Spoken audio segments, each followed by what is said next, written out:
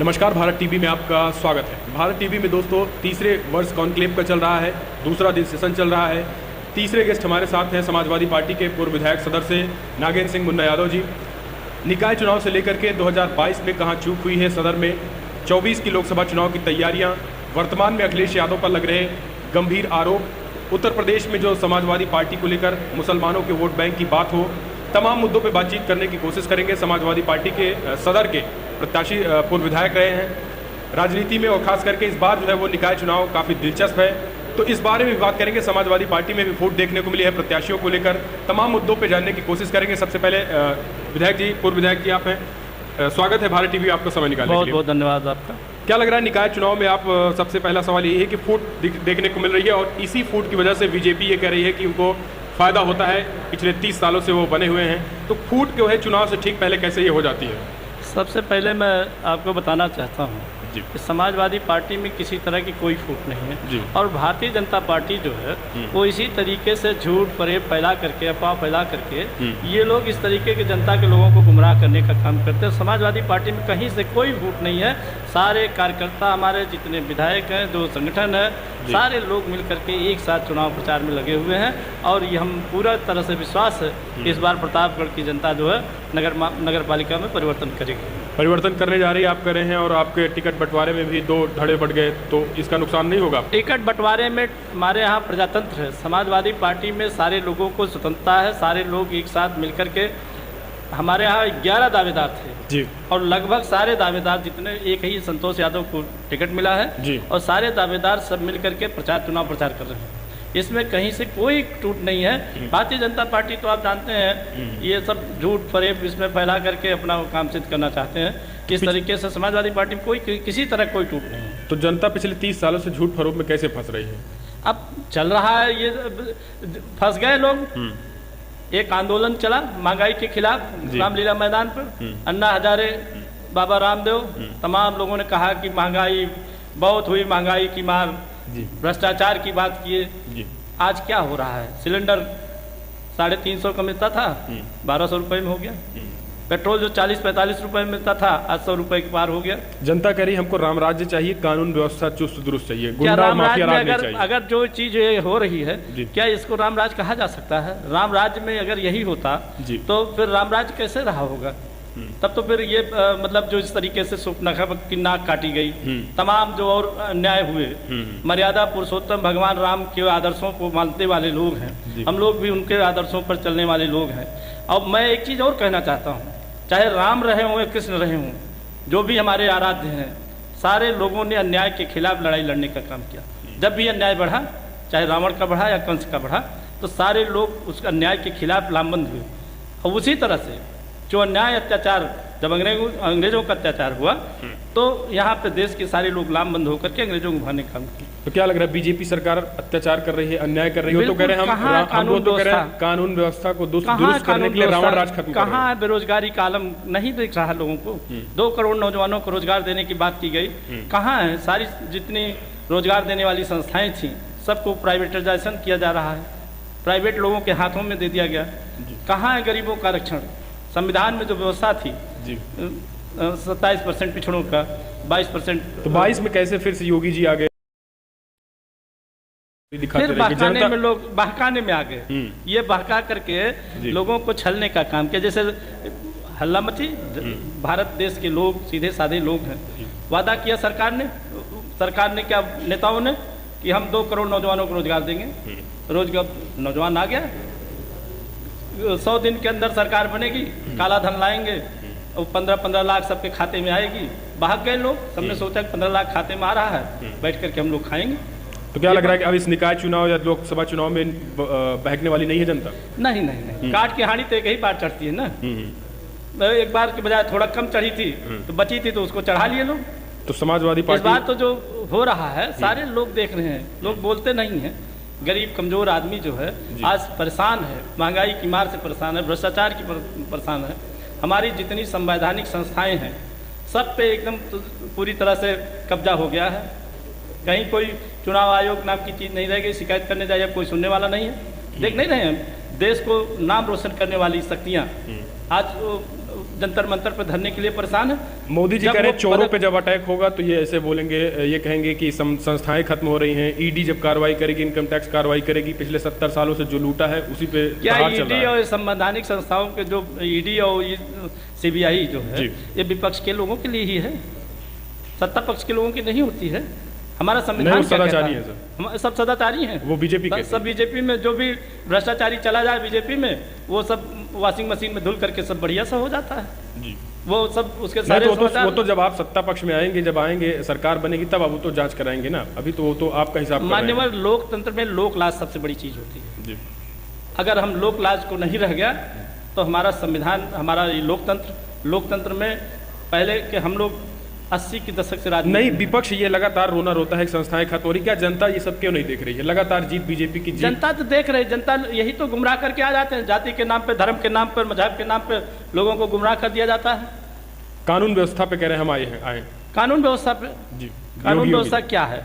कानून व्यवस्था क्या यही बचा है? कानून व्यवस्था बड़ा टीवी में चल रहा है ना, अतीक अहमद का जी, 5 बार एमएलए रहे, जनता ने ही उनको विधायक बनाया था जी। 1 बार सांसद रहे, उनका भाई भी विधायक था बिल्कुल, और उसको हत्या कर दी गई। कौन सी कानून व्यवस्था है? इसका मतलब ये साबित होता है कि अगर अतीक अहमद माफिया थे तो उनसे बड़े माफिया ने उनकी हत्या की है। तो टिकट पुलिस कस्टडी में हत्या होना। समाजवादी पार्टी ने टिकट भी दिया था बकायदा उनको।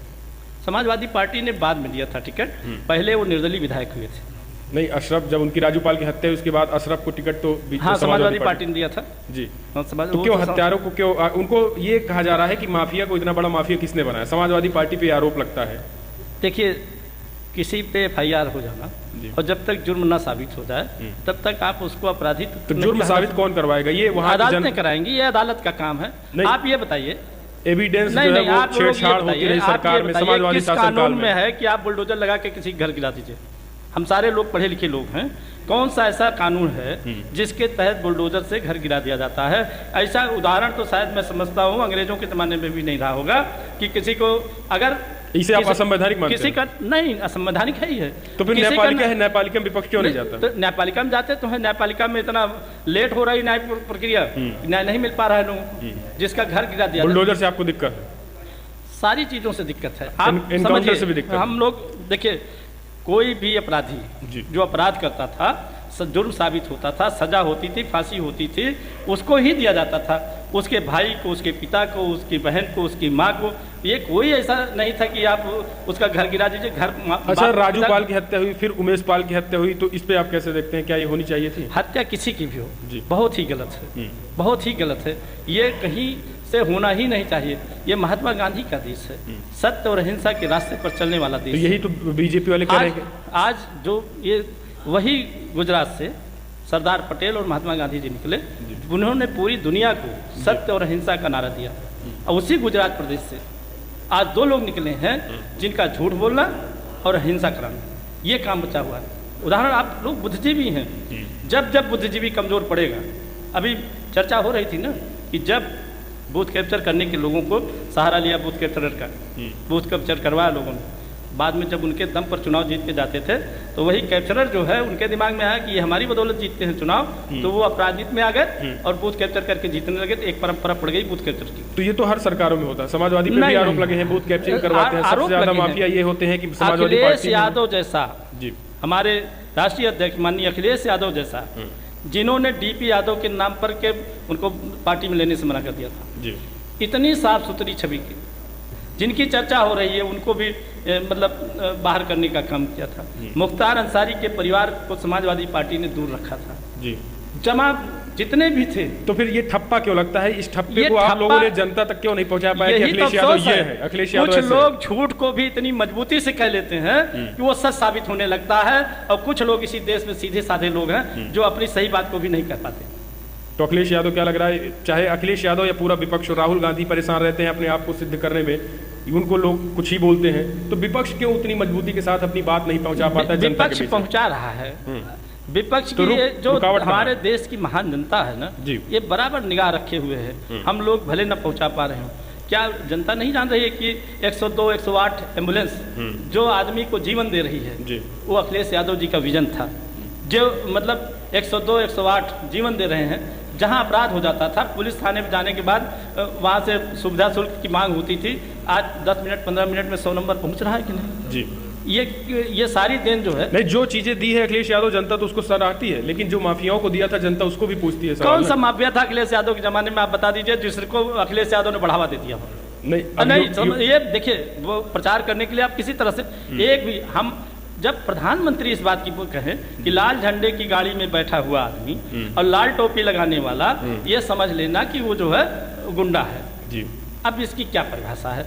हम लोग गुंडे हैं? हम गुंडे दिखाई पड़ते हैं?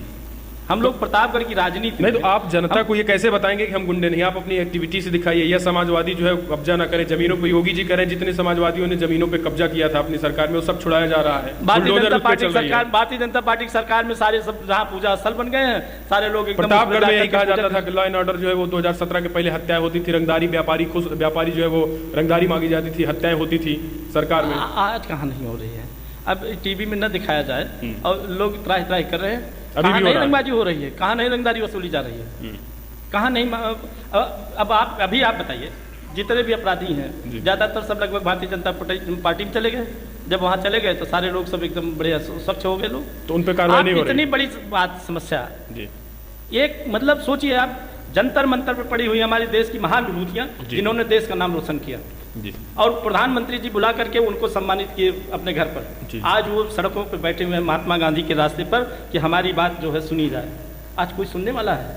किसान 1 साल से ज़्यादा बैठे रह गए, 700 से ज़्यादा किसानों की मृत्यु हो गई, कोई सुनने वाला था?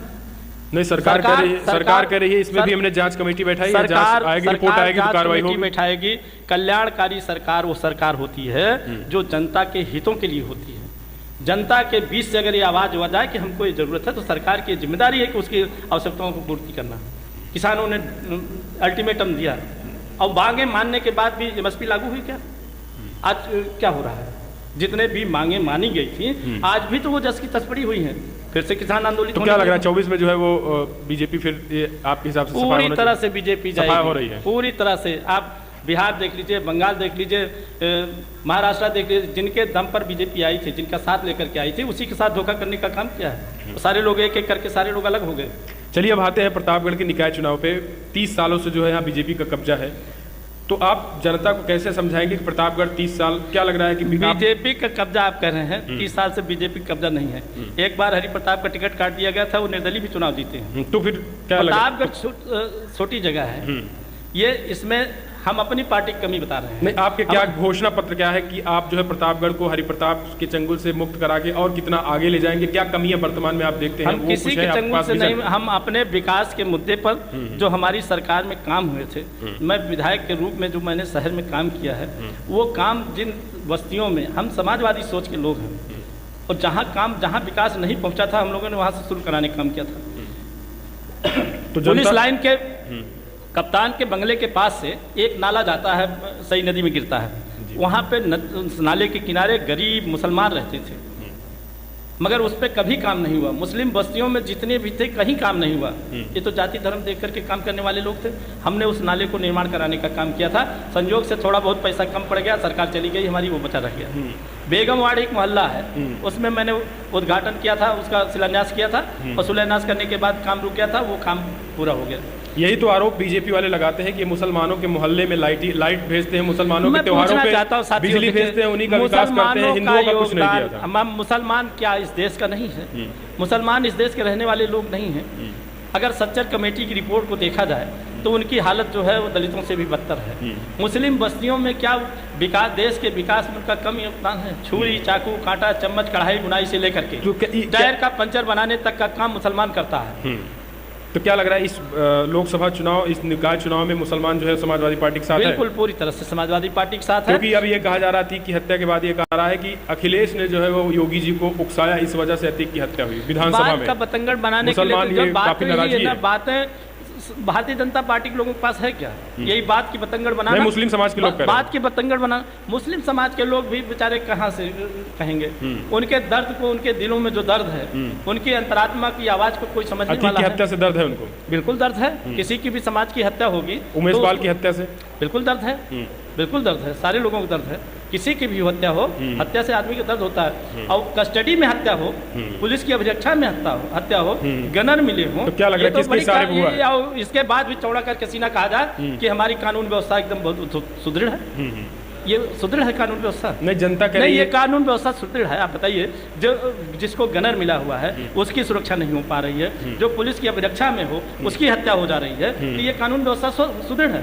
नहीं, कानून व्यवस्था तो ठीक नहीं कहा जा सकता है, नहीं कहा जा सकता, लेकिन न्यायपालिका पे भी तो सवाल उठना चाहिए कि जिसपे 102 मुकदमे हो, अभी तक वो ट्रायल पिछले 30 सालों से जो ट्रायल पे ही चल रहा हो, कोई फैसला नहीं आया हो, तो जनता फिर क्या हत्या इसी तरीके से? देश को चलाने के लिए तीन संस्थाएं हैं, व्यवस्थापिका, कार्यपालिका, न्यायपालिका।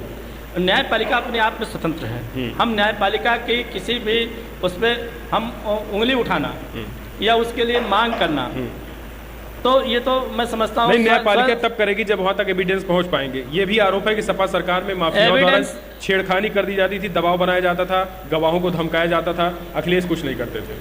देखिए, हम लोग समाजवादी लोग हैं। एक चीज़ बताइए, आप लोग मीडिया से जुड़े हुए लोग हैं, नोएडा, गाजियाबाद, लखनऊ से लेकर के जितनी बड़ी बड़ी ऊंची ऊंची इमारतें बनी हुई हैं जी, ये किसकी हैं? इसकी भी कभी जांच होगी?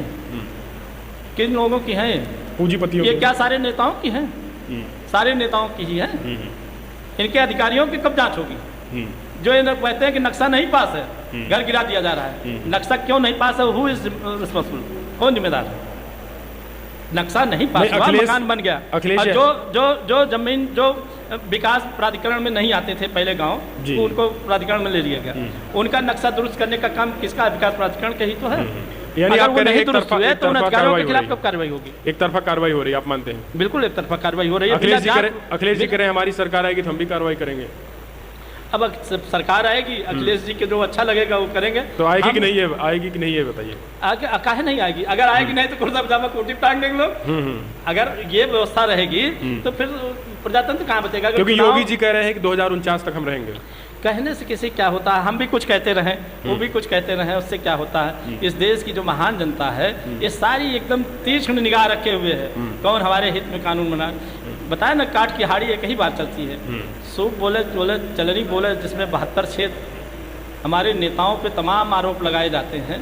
उंगली उठाने की बजाय जब उंगली उठती है, एक 3 उंगलियां इधर भी इशारा करती हैं कि आप अपने आप को भी तो देखिए, दूसरे को हम खराब कर रहे हैं तो हम क्या कर रहे हैं, इसको भी तो मूल्यांकन होना चाहिए।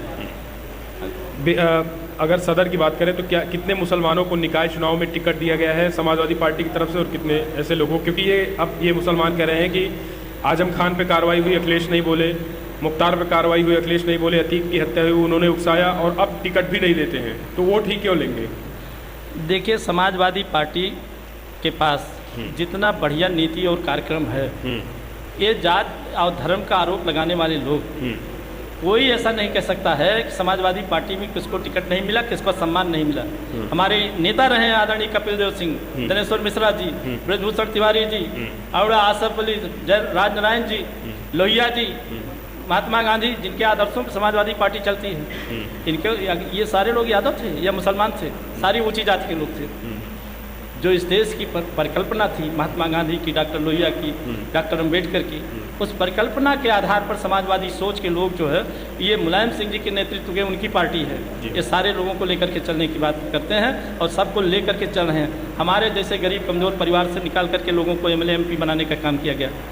पिछली बार कटरा टाउन एरिया में हमारे एक मुसलमान लड़ रहे हैं, सिटी टाउन एरिया में मुसलमान चुनाव लड़ रहे हैं। तमाम साथी जो है अलग अलग जगह से, शहर सदर विधानसभा में 5 टाउन एरिया है, 1 नगर पालिका है जी, और 5 में हमारे प्रत्याशी मजबूती से चुनाव लड़ रहे हैं और सब समाजवादी सोच के तहत चुनाव लड़ रहे हैं। कोई फूट अंतरकला नहीं है? कोई अंतरकला नहीं है। शहर में ही है, बाकी कुंडा और तमाम जगहों पे क्या हालात है? वहाँ भी हर जगह लगभग हमारे कार्यकर्ता कहीं कोई इस तरह की। कुंडा में क्या हाल है? वहाँ इस बार जो है कुंडा में हमारा प्रत्याशी मजबूती से चुनाव लड़ रहा है, जहाँ भय और आतंक के वातावरण में लोग बोलने की हिम्मत नहीं करते थे। ये समाजवादी चरित्र ही है जो उसको विचारधारा पर चल करके चुनाव लड़ रहा है।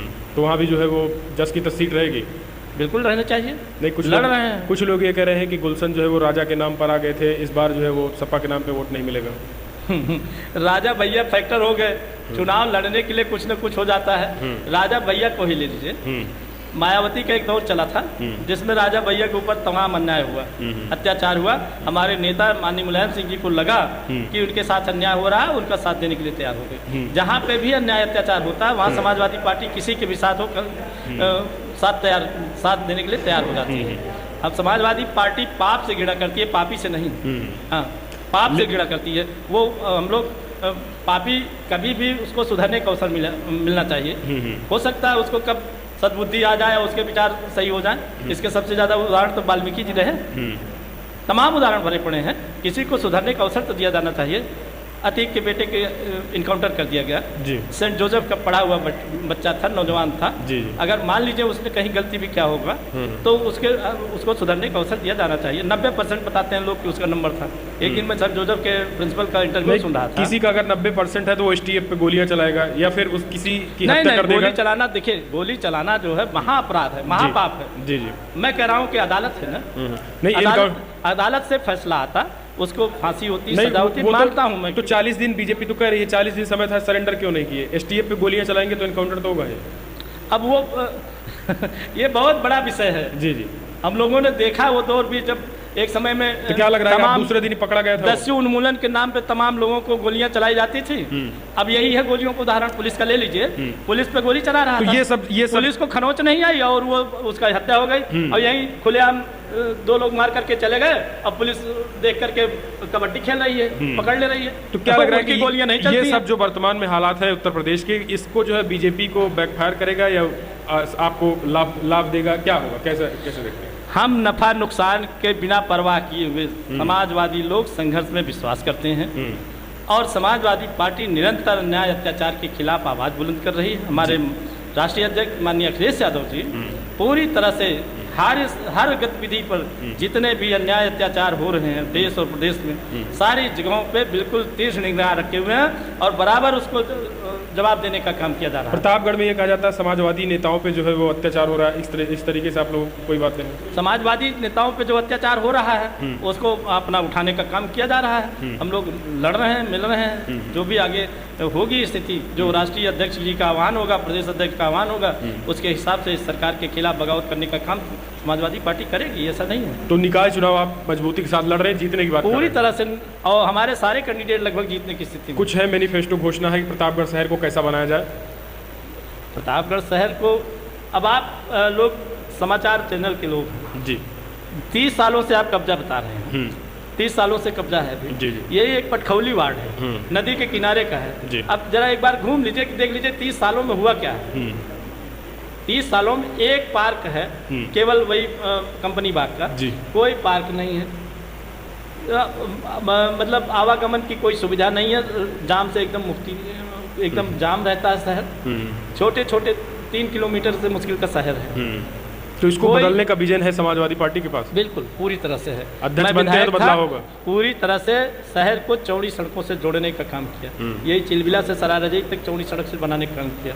प्रतापगढ़ सिटी, लोहिया कंपनी बाग से लेकर के सुखपाल नगर तक, जहाँ सदर की सीमा थी, चौड़ी सड़क से जोड़ने का काम किया। ट्रेजरी चौराहे से लेकर भदोही तक चौड़ी सड़क से जोड़ने का काम हुआ है। तमाम काम हुए। यहाँ पर महिलाएं, हम विधायक थे उसके पहले जो है 3-3 महिलाओं का प्रसव कराया जाता था। सबसे 100 बेड का महिला अस्पताल बना करके तैयार कर दिया, ट्रामा सेंटर बनवाया, मेडिकल कॉलेज ले आए। तो ये सारी बातें ऑफिस बना, RTO ऑफिस। विकास के नाम पे कोई ये कह नहीं सकता कि जितना काम समाजवादी सरकार में हुआ है उतना किसी सरकार में हुआ। एक काम इनका बता दीजिए, शौचालय के नाम पर 89 में नेताजी माननीय मुलायम सिंह जी जब पहली बार मुख्यमंत्री बने थे तो शौचालय की व्यवस्था करने का काम माननीय मुलायम सिंह जी ने किया था। और उसी शौचालय के नाम बदल करके बता दिए कि इज्जत घर है। ये वही इंदिरा आवास जो लोगों को दिया जाता था, 1,20,000 मिलता है, 20,000 चला जाता है सुविधा शुल्क। 1 लाख में इस महंगाई में कौन सा आवास बना करके छत देने का काम गरीबों को किया जा रहा है? यानी अखिलेश के काम को फीता काट रही होगी जी, आप करें? बिल्कुल काम किया जा रहा है। और समाजवादी सरकार में हम लोगों के जो लोहिया आवास हम लोग देते थे उसमें 3.5 लाख रुपए का आवास दिया जाता था, 2 कमरा, लैट्रिन, बाथरूम, सोलर लाइट लगा करके दिया जाता था। तो ये है विजन समाजवादी। 2024 को लेकर क्या कुछ ऐसा भी इनपुट मिले हैं आपको कि कांग्रेस से गठबंधन या फिर आप लोग एक अकेले चुनाव लड़ेंगे? देखिए, गठबंधन करने का काम हमारे बड़े नेताओं का है। हम लोग जो भी निर्णय होगा, गठबंधन अगर होगा तो गठबंधन के साथ ईमानदारी से हम लोग साथ देने का काम करेंगे। जो भी निर्णय होगा, हमारे राष्ट्रीय अध्यक्ष जी आदरणीय अखिलेश यादव जी करेंगे। मगर मैं एक चीज़ और कहना चाहता हूँ कि आज जो रास्ता कांग्रेस ने दिखाया था, भारतीय जनता पार्टी उसी रास्ते पर चल रही है। इसका अगर सीधा उदाहरण, आज भारतीय कांग्रेस कमजोर हुई है और बीजेपी मजबूत हुई है, तो 80% मतदाता जो भी कांग्रेस का था वही बीजेपी में शिफ्ट होने का काम हुआ है। ये है। और 20% जो बचे हैं वो 20% बचे हैं बेचारे अपना। वो कौन से हैं? वो मुसलमान हैं? मुसलमान कहाँ, मुसलमान ये हिंदू मुसलमान कहाँ से आ जाता है, मैं नहीं समझ पाता।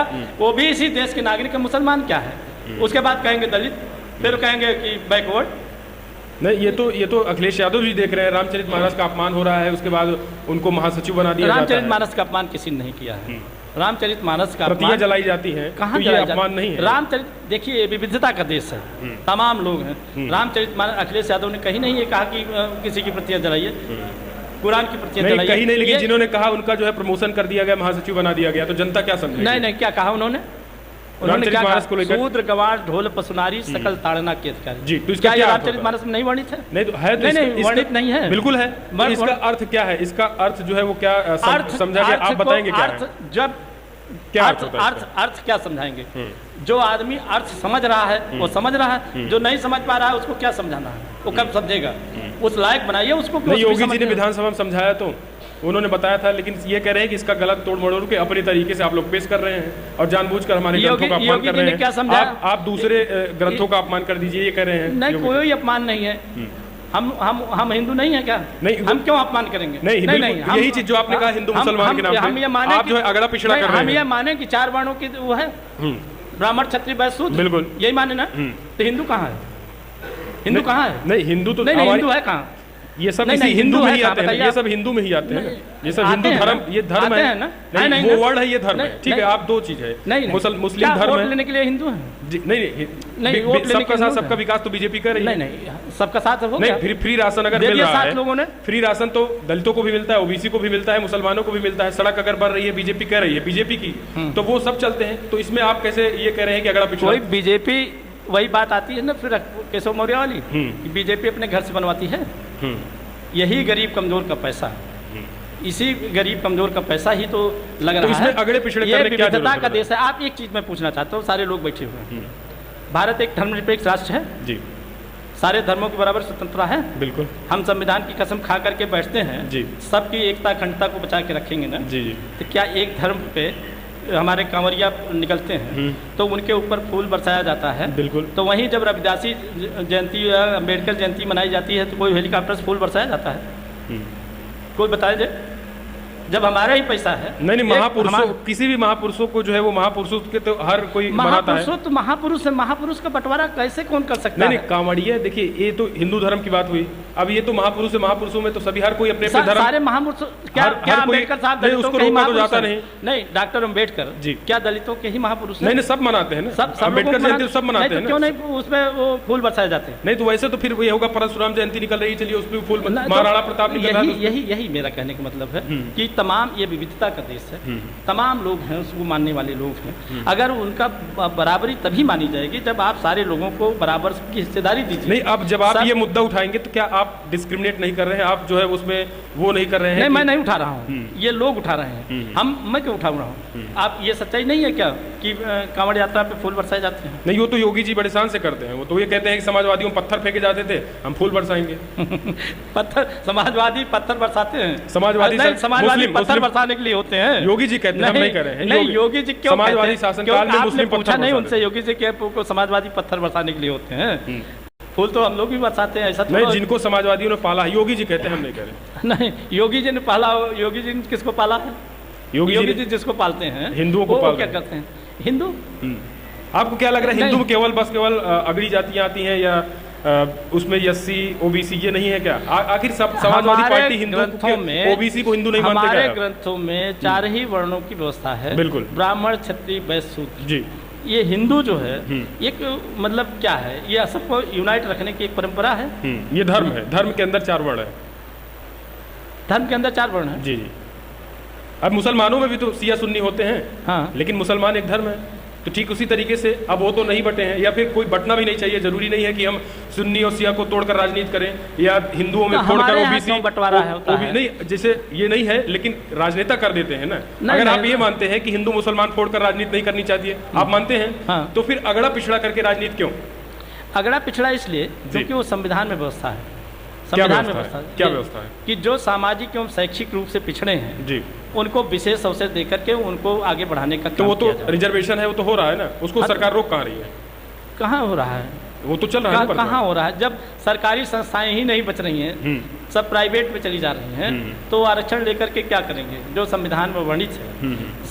यानी आपकी लड़ाई जो है वो संस्थाओं को खत्म करने से है। संस्थाओं को खत्म करने के सरकार का काम होता है जनता कल्याण करने के लिए भाई। तो इसमें फिर अगड़ा पिछड़ा नहीं करना चाहिए, आप ये मानते हैं कि नहीं? आप ये मानते हैं कि नहीं कि हिंदू मुस्लिम ना करें ना अगड़ा पिछड़ा? नहीं, अगर अगड़ा पिछड़ा है तो उसको क्या कहेंगे? तो फिर हिंदू मुसलमान होने से आपको कष्ट क्यों होता है? इसलिए होता है क्योंकि वो धर्म अलग हो जाता है। यानी धर्म देखिए, धर्म को और इसको अगड़ा पिछड़ा को, ये दोनों अलग हैं। चलिए ठीक है, ये आपकी परिभाषा है। हमको आप हिंदू मानते हैं तो हम पिछड़े हैं, हम पिछड़े हैं तो हमको आपको अवसर देना चाहिए कि नहीं, अगड़े पिछड़े मतलब ओबीसी और एसटी जनरल इस कैटेगरी की बात हो रही है। और फिर बीजेपी तो ये कहती है कि चाहे अगड़ा हो या पिछड़ा हो, हम सबको समान व्यवस्था दे रहे हैं। जो रिजर्वेशन कांग्रेस टाइम में था उसको उसी तरीके से फॉलो है। 10% गरीब सवर्णों को आरक्षण की व्यवस्था सरकार में हुई, किसी ने विरोध किया हो तो बता दीजिए। पिछड़ों को, दलितों को जब हक अधिकार मिलता तो कौन विरोध कर रहा है बताइए? तो बीजेपी विरोध कर रही है या कोई आम लोग? नहीं, आप अब ये नहीं कहा जाएगा कि आप इसे बरगला रहे हैं लोगों को? नहीं, हम बरगला नहीं रहे। तो हम बरगलाने क्या, उसमें बरगलाने, हम लोग इस तरीके की बातें ही नहीं कर पाते हैं कि हम बरगला सके। हम अपनी सही बात नहीं बता पाते, तो बरगलाने की कहा, तो बरगलाने वाले 2024 में क्या लग रहा है कि सही बात आप बता पाएंगे? बदलाव पूरी तरह से बता पाएंगे, क्योंकि जनता जो है इस महंगाई से, बेरोजगारी से, भ्रष्टाचार से सब त्रस्त है। उसमें चाहे अगड़ा हो, चाहे पिछड़ा हो, चाहे सवर्ण हो, चाहे प्रतापगढ़ में क्या होगा? प्रतापगढ़ में परिवर्तन होगा, निश्चित परिवर्तन होगा। सपा एकजुट है, बिल्कुल एकजुट है, कोई अंतरकला नहीं। सपा ही नहीं जुट है। सपा के जिनका हक अधिकार मारा जा रहा है, दलित हैं, पिछड़े हैं, मुसलमान हैं, गरीब हैं, कमजोर हैं, ये सारे लोग एकजुट हो रहे हैं। क्योंकि कल्याणकारी सरकार जो थी वो केवल माननीय अखिलेश यादव जी की कल्याणकारी सरकार थी, जिसमें लैपटॉप बांटे गए, गरीब के बच्चे जो कभी लैपटॉप खरीदने की स्थिति में नहीं थे उनको लैपटॉप देने का काम किया गया। 55 लाख महिलाओं को वृद्धावस्था 22 में अगर नहीं समझे तो 24 में लोग समझेंगे। डॉक्टर लोहिया ने कहा था कि लोग मेरी बात सुनेंगे जरूर, मगर मरने के बाद। तो हम लोग निरंतर प्रयास कर रहे हैं, उसी वसूलों और सिद्धांतों पर चलने वाले लोग हैं। हम अपनी संघर्ष चाहे 2049 तक चलेंगे, संघर्ष करेंगे, करते रहेंगे। हाँ, समाजवादियों का आपके संघर्ष को सलाम है। तो ये पूर्व विधायक जी थे, धमाकेदार इन्होंने अपनी बात रखी, बेबाकी से रखी, और कहा कि संस्थाएं खत्म की जा रही तो आरक्षण का क्या होगा। निकाय चुनाव में कहा कोई अंतरकलह नहीं है, बीजेपी को हराने के लिए पूरी तरीके से समाजवादी पार्टी एकजुट है पूरे प्रतापगढ़ में, और 2024 में भी इसी तरीके से। बहुत बहुत धन्यवाद, आप जुड़े, अपना विजय रखे समाजवादी पार्टी का। आपको धन्यवाद। फिलहाल इस वीडियो में इतना ही। आप इसे कैसे देखते हैं, अपने सुझाव दें।